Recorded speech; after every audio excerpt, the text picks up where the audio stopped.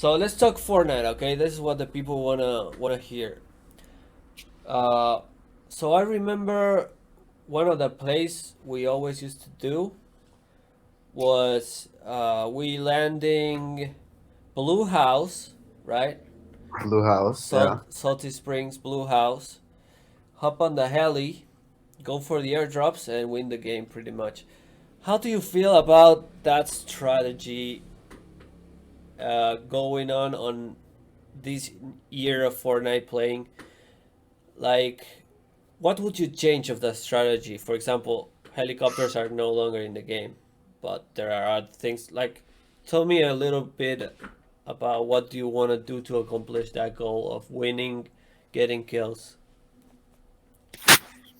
I think it really depends what game you're playing. If you're actually playing a tournament, then you might want to be a little bit more careful and and actually going out there and putting yourself out there and having these battles.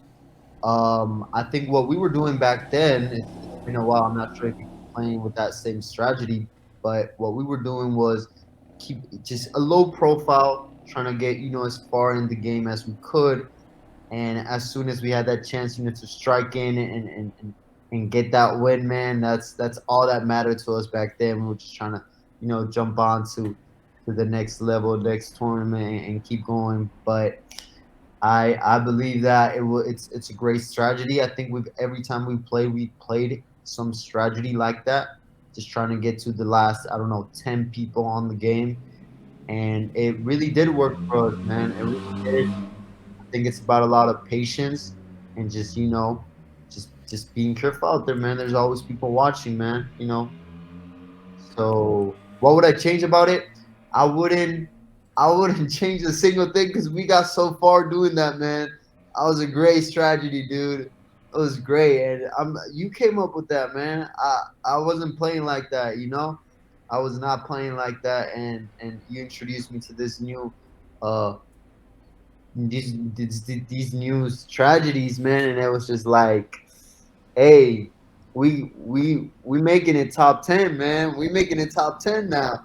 We were making it what top 60 back, a couple of weeks before that, and it was great, man. It's great, and you you keep playing tournaments.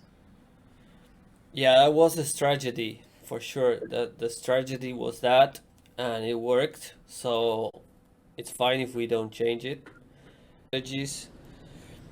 So maybe I can keep you posted with that. But when we get more viewers, I don't know if I want to reveal our strategies like that. Yes, Cause yes. People watch what you see, so you're not really, people can see it because you're streaming and you're live, and people can see the strategies you do. They just watch it. So since they're already watching it, maybe creating some type of like guide, I guess, or videos in which you show these strategies that you're using. Just put it out there, man. Maybe you can get more people into the game and be like, hey, look, I'm losing these games, man. This is what I'm doing to get better. I think it would be also a great way of content because at the end of the day, it's not like a secret weapon because you're live, so people are watching you and they're looking at you and they're like, oh, this is what he's doing. Um, true. so yeah, that's great.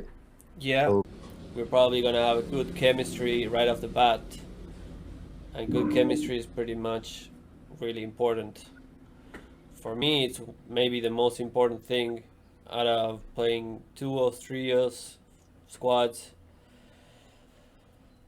Having a good chemistry with your teammates because, yeah, maybe I can drop a 20 bomb, but I can't do it without my teammates.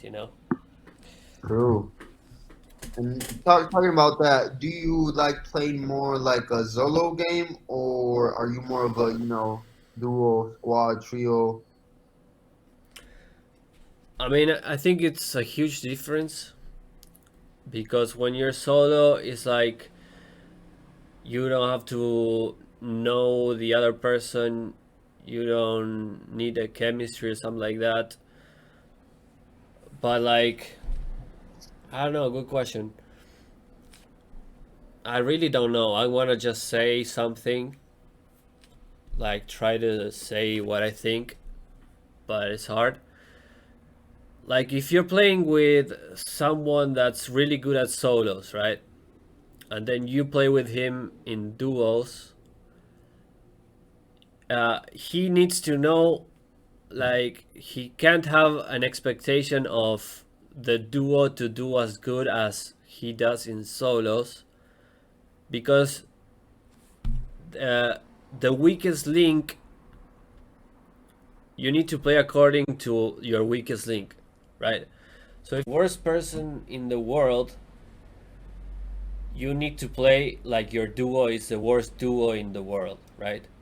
But if you're playing with the best person in the world, you still need to play like you're as good as the bad person in your duo. You know, you always have to cater to your worst player. You know what I'm saying? So if people don't remember that, it can be problematic, I think. Maybe I don't know, I'm just saying. Maybe I'm wrong, so but you know So what I mean? how'd you come up with this conclusion? Is it from experience, from your own experience, or is it something you heard, or? Yeah, so like once we went on a school trip, we had to climb a little mountain. And one thing they explained to us is like we're all trying to get there together, and like if someone is the slowest person walking, we have to walk as slow as that person, you know, so that we all get there together. True, that is true.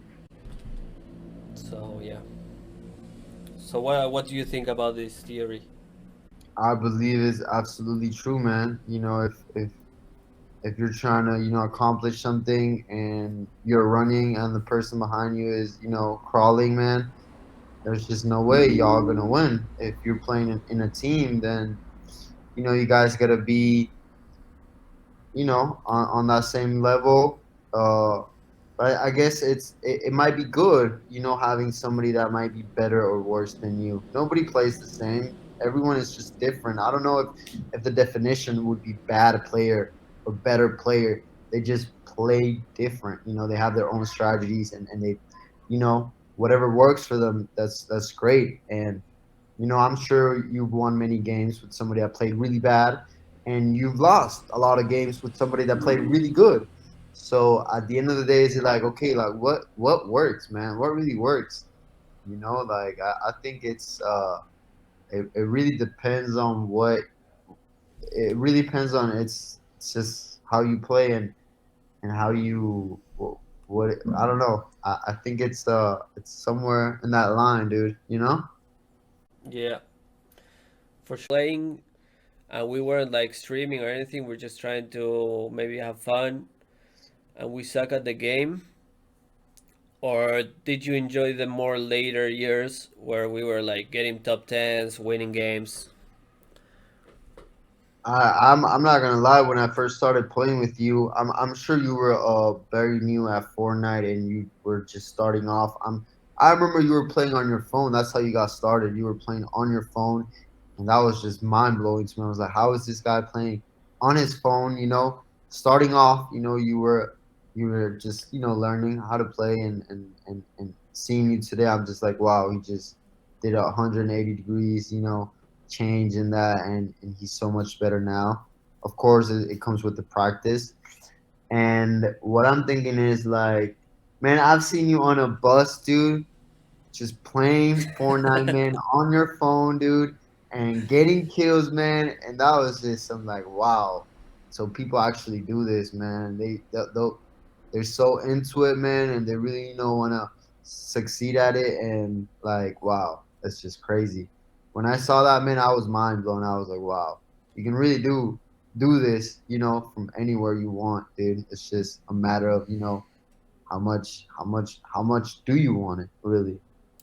Yeah, I was like, no excuses, trying to play 20 hours a day, however I can, and I was trash, bro. I was so bad. I I remember, man. I remember. I learned a lot because gaming